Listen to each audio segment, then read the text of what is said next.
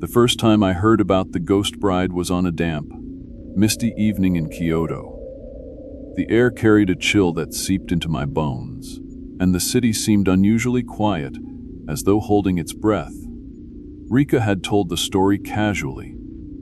As we walked home after a late night preparing for the university cultural festival, her voice had dropped to a conspiratorial whisper, and despite myself, I found my ears straining to catch every word. "She's real, you know?" Rika had said, and her face half lit by the flickering streetlights. "My cousin saw her once years ago. He swore it." I laughed it off at the time. The kind of nervous laughter that feels forced and hollow. Ghost stories weren't new to me. Japan was full of them, but there was something in the way Rika described it, the ghost bride, and that left a lingering unease. A woman in a wedding kimono, they said, with bells that chimed softly as she moved, and the faint scent of sakura blossoms heralding her approach.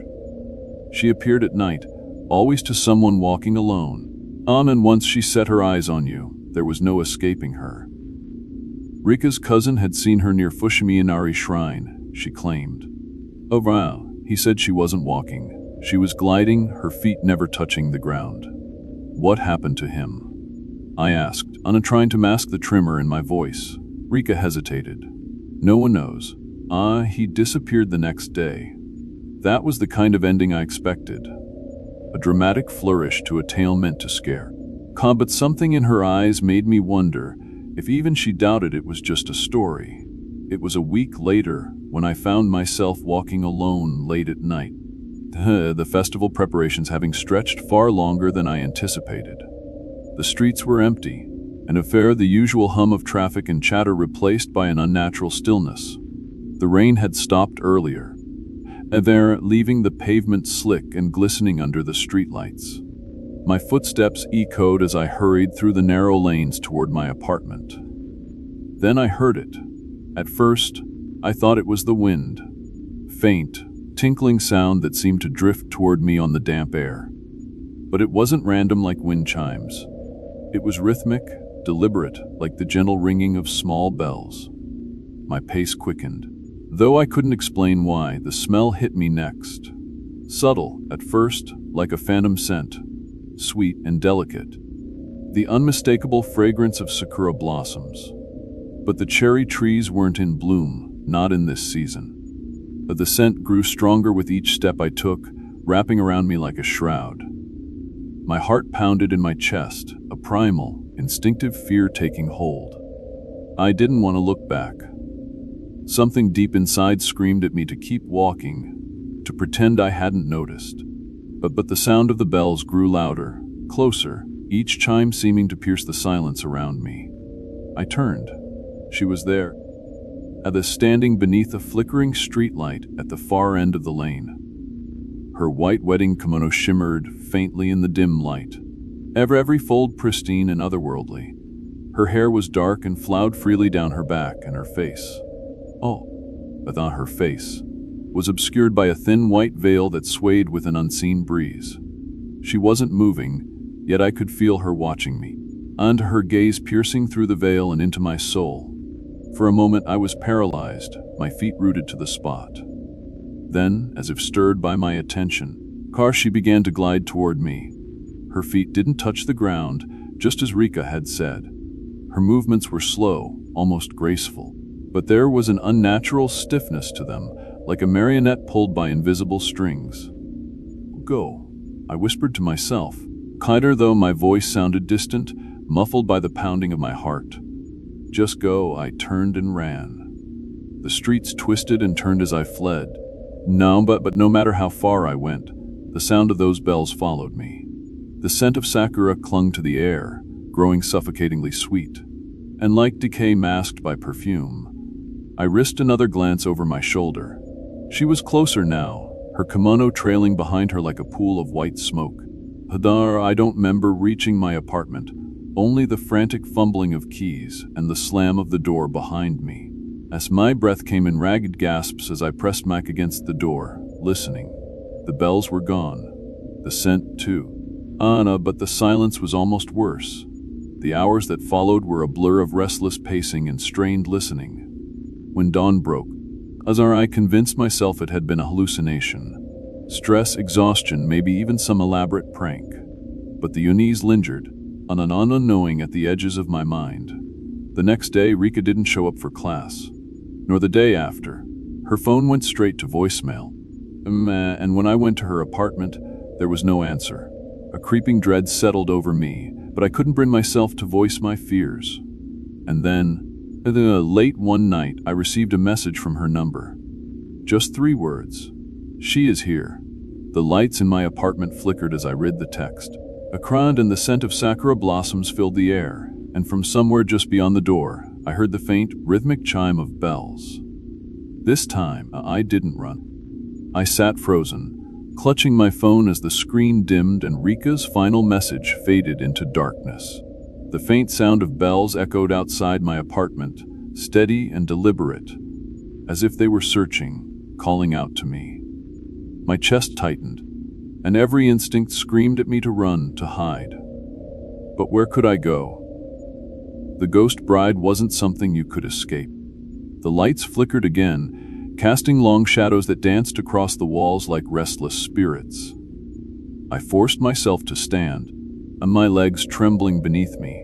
Slowly, I backed away from the door, my heart hammering so loudly I thought it would give me away. Then, I heard it. It wasn't loud. It wasn't urgent. But it was deliberate, purposeful. Each tap of knuckles against wood sent a shiver down my spine. I held my breath, willing myself to stay silent, to be invisible. But she knew I was there. I could feel it. Her presence, unlike a weight pressing down on the air, suffocating and cold.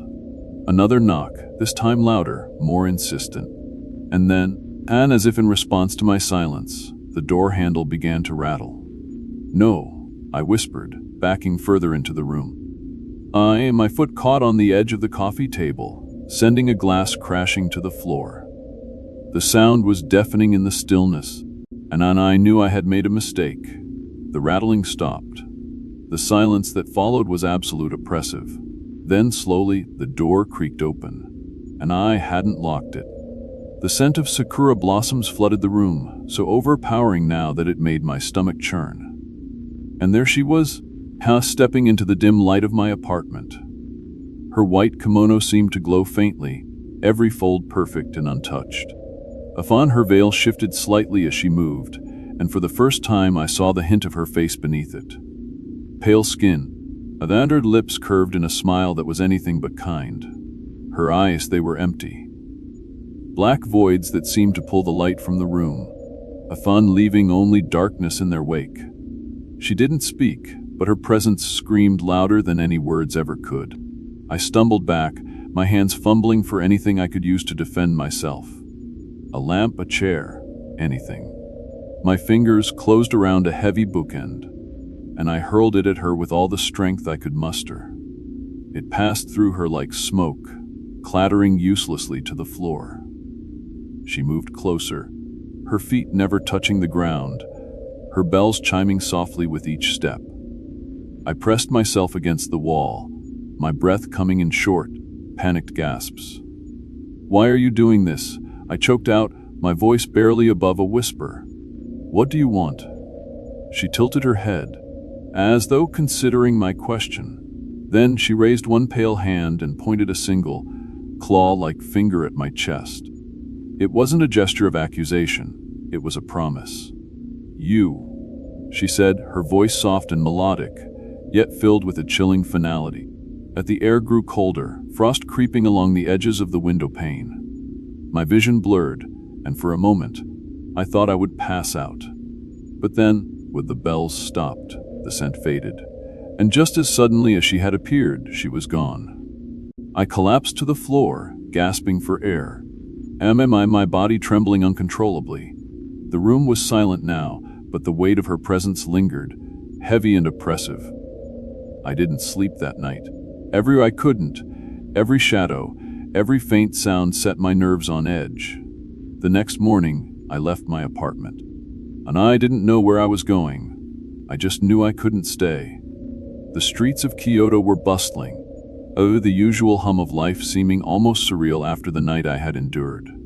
But even in the crowd, I felt her eyes on me, watching, waiting. And I found myself at a small cafe, my hands clutching a cup of coffee that had long since gone cold. My mind raced, and replaying every detail of the encounter, searching for answers. Why me? What did she want? And then I remembered Rika's message. She is here. I pulled out my phone, my fingers shaking as I scrolled through the last text she had sent.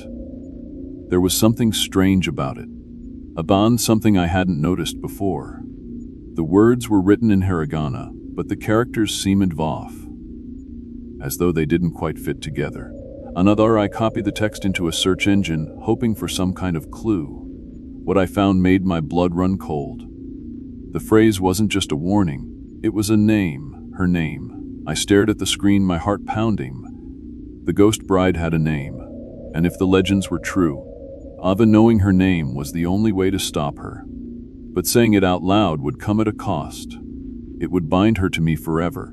The lights in the cafe flickered. The scent of sakura blossoms filled the air. She had found me. I stood, my chair scraping loudly against the floor as I backed away. The other patrons didn't seem to notice. They continued sipping their coffee, chatting. Akurun oblivious to the chilling presence that had enveloped the room. She stood in the doorway, her dark eyes fixed on me.